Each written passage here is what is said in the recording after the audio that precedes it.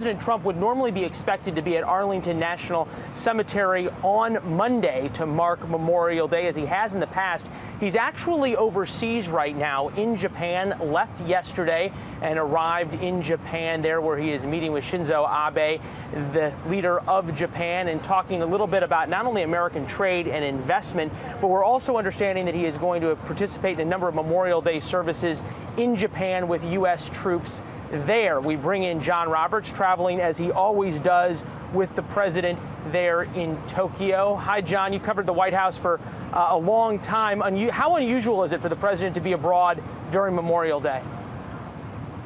It really is pretty unusual for the president not to be in Washington, D.C. during Memorial Day, but this was an invitation that the president could not turn down because he is the first world leader to be invited to meet with the newly enthroned Emperor Naruhito and his wife Masako here in Japan. That's why the president on Thursday paid a visit to Arlington National Cemetery to lay a wreath there. And it really is, when you talk about Memorial Day, quite remarkable the way that the United States and Japan, after fighting so viciously against each other during World War II, have become such close allies. Japan, one of the closest allies that the United States has, in a very similar situation to that which the United States enjoys now with Germany as well, after all of the devastation, death, and destruction of World War II.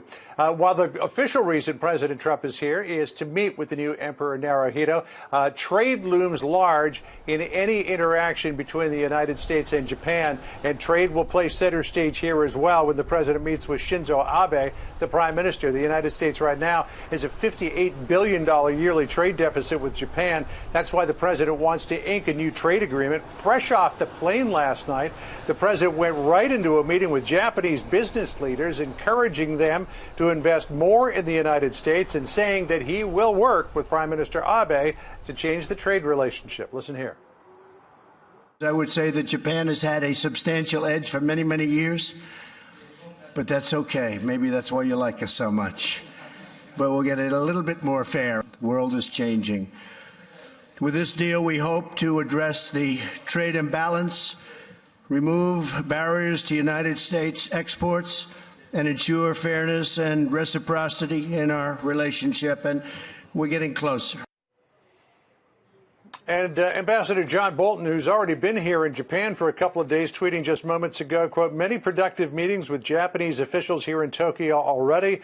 Glad that President Trump has arrived to continue discussions with our ever-important ally. I have to tell you that Japan really is rolling out the red carpet for President Trump. And I don't know if they're trying to soften him up on a trade deal or they're just trying to express how close the relationship is between the United States and Japan. But again, him being the first leader to meet with the new emperor later today, because it is now 2 o'clock in the morning here in Japan. The president will be joining Shinzo Abe. They'll go a little east of here to the Chiba Prefecture to play golf. And then later on today, the president will attend a sumo wrestling championship at which he will present the president's trophy. So today is a day to kind of kick back with Shinzo Abe, though a lot of business does get done in the golf course, and then they'll get down to the hard work of some trade negotiations tomorrow. Leila?